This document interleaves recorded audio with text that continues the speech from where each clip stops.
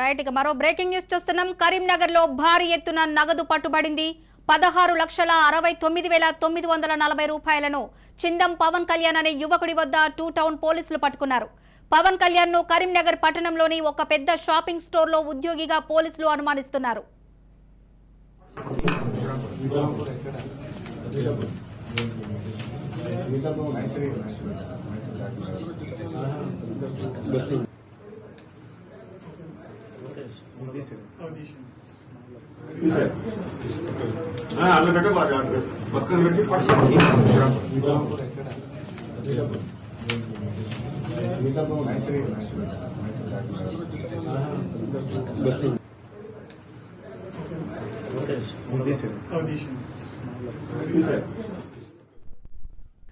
కరీంనగర్ లో భారీ ఎత్తున నగదు పట్టుబడింది. 16,69,940 రూపాయలను చిందం పవన్ కళ్యాణ్ అనే యువకుడి వద్ద 2 టౌన్ పోలీసులు పట్టుకున్నారు. పవన్ కళ్యాణ్ ను కరీంనగర్ పట్టణంలోని ఒక పెద్ద షాపింగ్ స్టోర్ లో ఉద్యోగిగా పోలీసులు అనుమానిస్తున్నారు.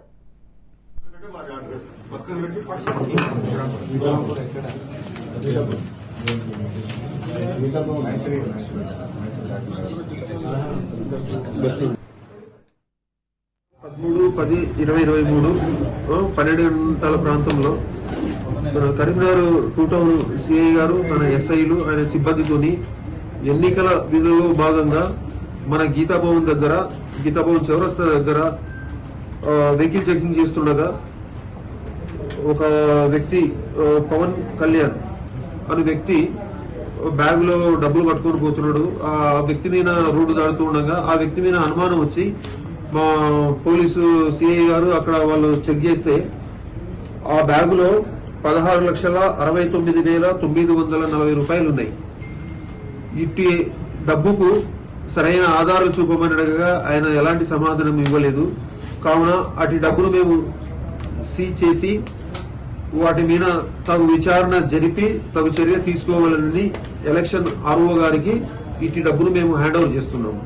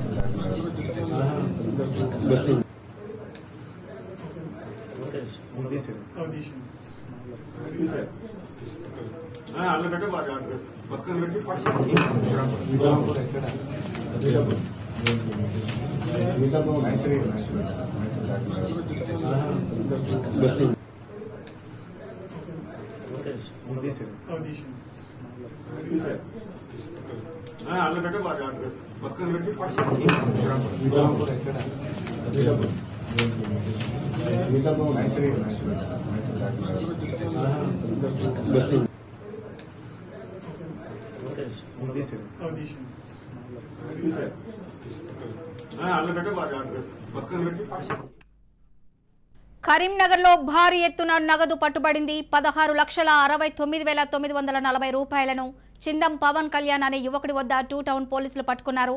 పవన్ కళ్యాణ్ ను కరీంనగర్ పట్టణంలోని ఒక పెద్ద షాపింగ్ స్టోర్ లో ఉద్యోగిగా పోలీసులు అనుమానిస్తున్నారు. రైట్ ఇదే అంశానికి సంబంధించి మరింత సమాచారం మా ప్రతినిధి ఫణీందర్ ఫోన్ ద్వారా అందించడానికి సిద్ధంగా ఉన్నారు. ఫణీందర్,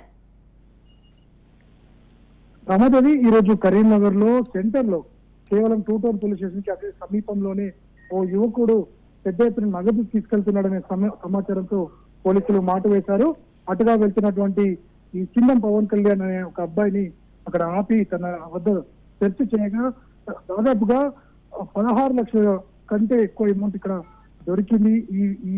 దీనికి సంబంధించి ఎటువంటి వివరాలు లేకపోవడంతో అతన్ని ప్రశ్నించగా అతను ఇచ్చిన సమాధానం కూడా తాను ఒక ఇక్కడ కరీంనగర్ పట్టణంలో ఉన్నటువంటి ఒక పెద్ద షాపింగ్ మాల్ లో పనిచేస్తున్నానని అక్కడ ఉన్నటువంటి నగదును తీసుకెళ్తున్నానంటూ సమాధానం ఇవ్వడం జరిగింది.